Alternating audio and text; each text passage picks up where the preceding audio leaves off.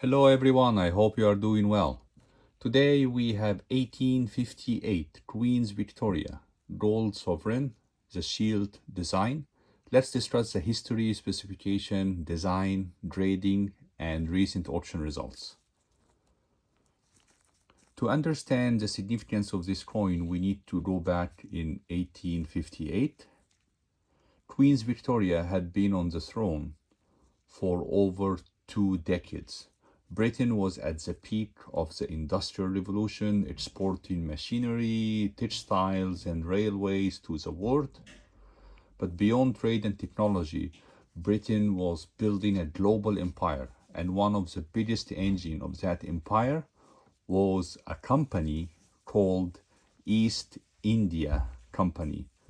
For over 250 years, the East India Company was not just a trading company, it was a private empire.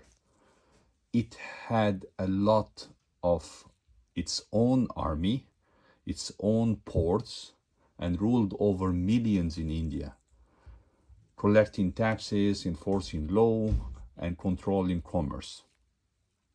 But by 1857, after decades of control, the Indian Rebellion of 1857 shook the foundation of this company.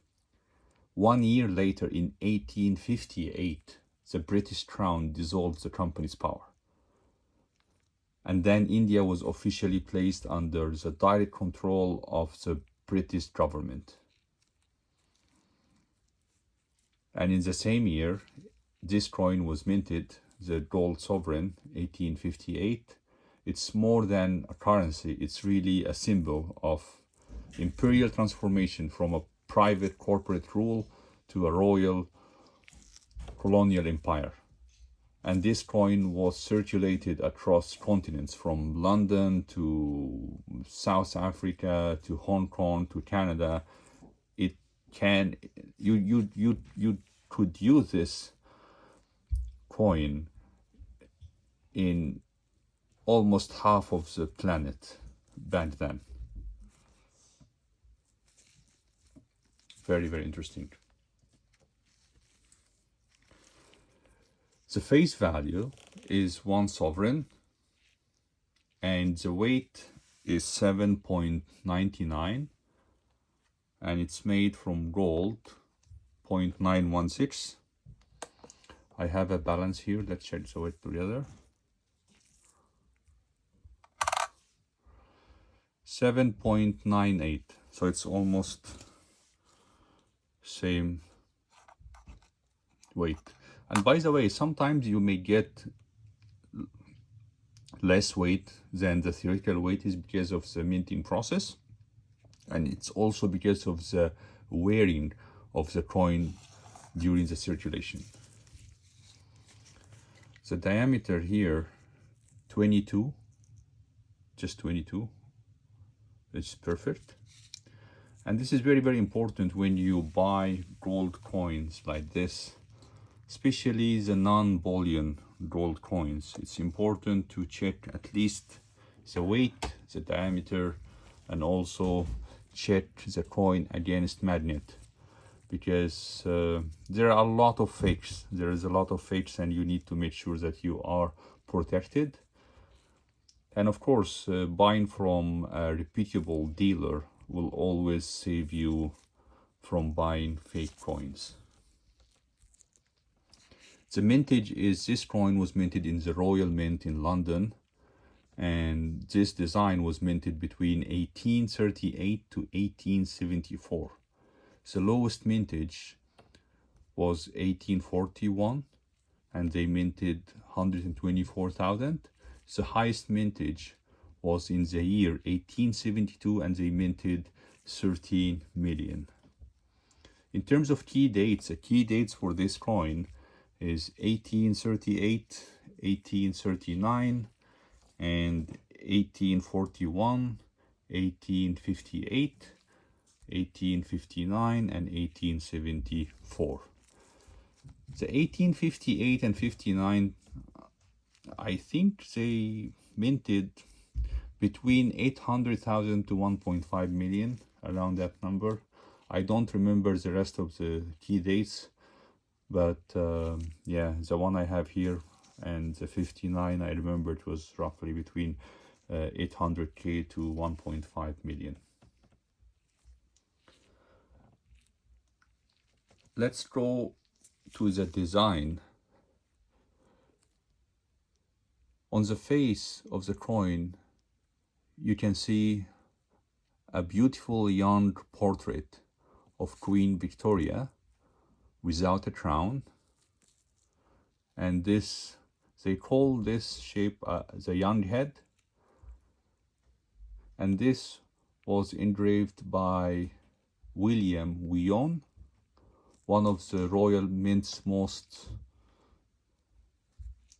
important artists. And around the coin here, you can see an inscription, Victoria de Gratia, means Victoria by the grace of God. And this is a reminder of the monarchy and the leadership, the moral leadership. And back then, one of the usage of these, let's say, coins was not only a store of value because it's made of gold and a way of transaction, but it was like a political brochure carrying messages. Back then there was no internet, there was no YouTube, television, etc. So they were using these coins a way to really give messages to the people who are using them about the queen and about the empire,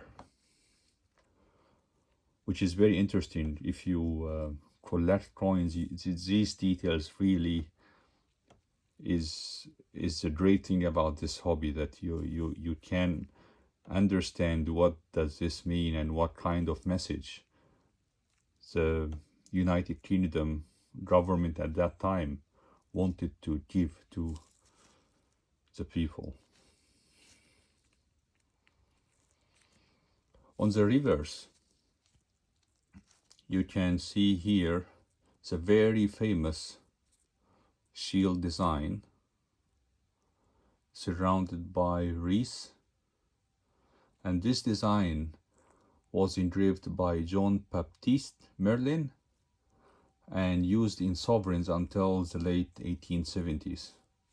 So this is very, very important design in coin history. Going into the details, you can see here three shapes. On the top left here,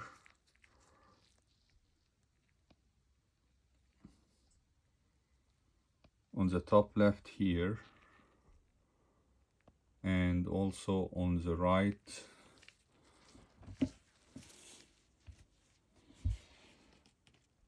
I hope this is visible to you. Yeah, on the top left and bottom right here, you can see three lions from England and lion from Scotland and golden harp from Ireland.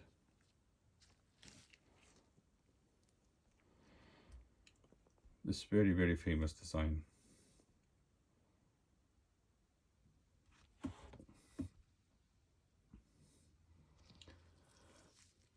And above the shield, you can see here a royal crown sits proudly above the shield, and it symbolizes the monarchy. And around the shield, you can see the wreath, and this symbolizes honor, victory, and power. And below the shield, you can see the famous rose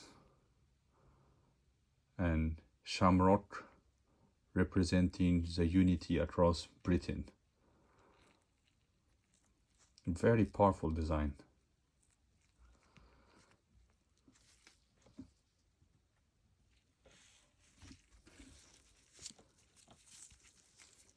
In terms of the highest rate in the 1858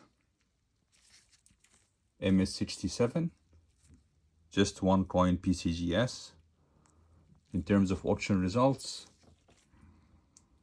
MS63 was sold for $4,800 US back in 21. MS62 was sold for $2,400 back in 24, and AU58 was sold for $870 in 25, and the uncirculated coin, like the one I have here, is usually sold for melt plus 8 to 10%. Of course, this depends on the supply and demand. If there is a rush in gold, the premium, the 8 to 10% premium, may go higher, may go to 15 to 20%. So this depends on the geopolitical situation and also the supply and demand of gold. So for example, if the spot price of this coin contain roughly 8 grams and the spot price is like 750, the amount of gold inside this coin as per the spot price is $750, then $750 plus 10% will be roughly $800 to $825. If gold price increase and the 8 grams melt value is $1,000, then this coin will be $1,000 plus $100 would be $1,100, and so on. One important thing is that if you realize that the uncirculated coin and the AU58, there is no much big difference.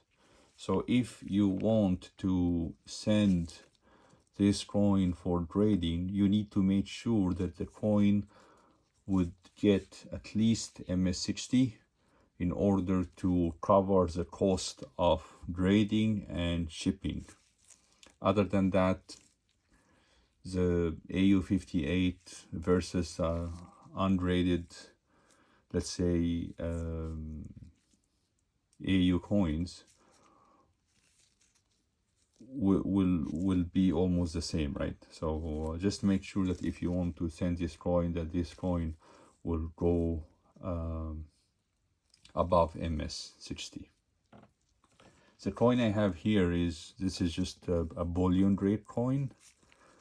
I will not send it for grading because it will never get MS60. So I will just, like keep this coin as a bullion. So this coin would go around $800 to $825 based on today's spot price. So that's all for today's video. I hope you enjoyed the video. If you liked the video, please like, share, and subscribe. Thank you so much, and I wish you a very good day.